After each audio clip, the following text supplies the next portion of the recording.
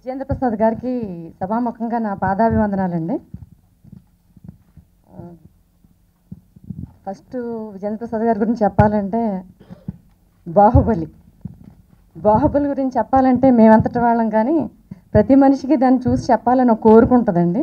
ఏ కథకైనా ఏ సినిమాకైనా కూడా director, producer, తల్లి, తండ్రి లాంటి వాళ్ళని అంటారు జనరల్గా. కానీ నా దృష్టిలో అండి ఏ కథకైనా తల్లి రైటర్ అండి, తండ్రి డైరెక్టర్, ప్రొడ్యూసర్ అనేవాడు ఎప్పుడు కూడా గ్రాండ్ ఫాదర్గానే ఏదో ఉంటారు, గ్రాండ్ మదర్గాను. ఎందుకంటే ఒక రైటర్ ఒక ఆలోచనని సింక్ అయ్యే డైరెక్టర్ తీసినప్పుడే అదొక అద్భుతమైన సినిమాగా తెరకెక్కుతుందండి.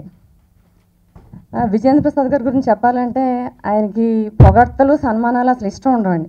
ఫస్ట్ టైం నేను ప్రసాద్ గారి దగ్గరికి తీసుకెళ్ళినప్పుడు వాళ్ళు అన్నారు, మీరు పొరపాటును కూడా ఆయన పొగడకండి, ఆయన కోపం వచ్చి మిమ్మల్ని తిట్టేస్తారు అనేసి.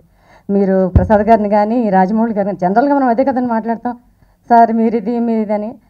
సరే ఏంటి అని అనుకున్నాను, అదేంటి ఎందుకు అలాగంటున్నారని. తర్వాత ఆయనతో పరిచయం అయిన తర్వాత తెలిసిన తర్వాత నేను శ్రీవల్లికి చాలా థ్యాంక్స్ చెప్పుకుంటున్నానండి, చాలా రుణపడి ఉన్నాను. తర్వాత విజేంద్ర ప్రసాద్ గారి పేరు విజేంద్ర ప్రసాద్ గారు, ఆయన పేరులో విశ్వం ఉందండి. ఆయన పేరు ఇప్పుడు విశ్వం అంతా చాలా ప్రఖ్యాతిగాంచిందండి. అది మేము మొదలుపెట్టినప్పటికే పేరుంది, అంతకుముందే తీశారు, కానీ బాహుబలి వచ్చిన తర్వాత అది విశ్వమంతా అయిపోయింది. సార్ నేను అటువంటి డైరెక్టర్ గారి దగ్గర మా శ్రీవల్లి తీసినందుకు చాలా గర్వంగా ఫీల్ అవుతున్నానండి. మీ ఆశీస్సులు మాకు ఎప్పుడూ ఉండాలి సార్, అది సభాముఖంగా మీకు తెలియజేసుకుంటున్నానండి. ఇంకా శ్రీవల్లి విషయానికి వస్తే,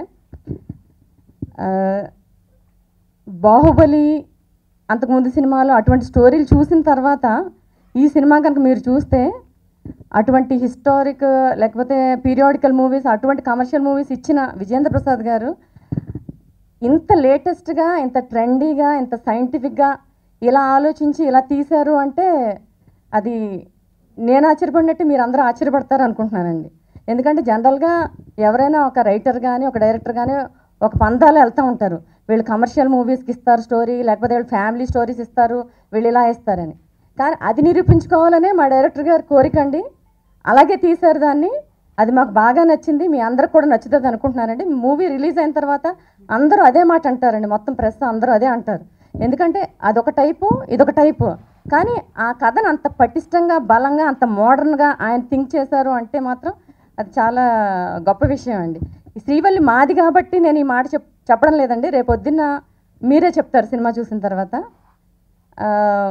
మేము సినిమాతో రెడీగా ఉన్నామండి త్వరలో మీ ముందుకు రావడానికి. సో జూన్ మొదటి వారంలో కానీ జూన్లో త్వరలో మీ ముందుకు రావాలని అన్నీ సిద్ధం చేసుకుని ఉన్నాం సార్. మాకు అన్నప్రాసన రోజున ఆవకాయ అన్నట్టు మొదటి సినిమాయే 3 భాషల్లో తీయడం వల్ల చాలామంది అడిగారండి, మిత్రులు, శ్రేయోభిలాషులు అందరూ చాలామంది చెప్పారు, అసలు ఏ ధైర్యంతో మీరు ఫస్ట్ సినిమా మీరు వచ్చి డైరెక్ట్గా 3 లాంగ్వేజ్లు తీస్తున్నారని.